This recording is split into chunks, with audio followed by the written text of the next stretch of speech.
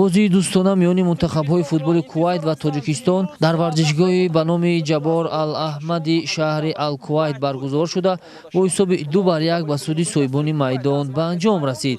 Дар дақиқаи 9-уми майдондорӣ футболбози дастаи Кувайт Бадер Тарек Алӣ ҳисобро боз намуд. қисмати аввали ва охирӣ бо ҳамин як голи задаи Алӣ хатм шуд. Дар нимаи дуюми майдондорӣ Шабайб Ал-Халдӣ голи дуюми мунтахаби Кувайтро вориди тури дарвозаи Рустам Ятимов сохт.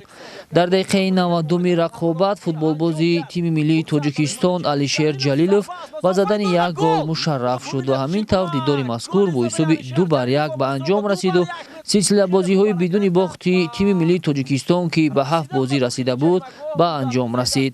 Ёдовар мешавем, ки мунтахаби футболи Тоҷикистон аз моҳи июни соли гузашта ба шикаст рӯбарӯ нашуда буд.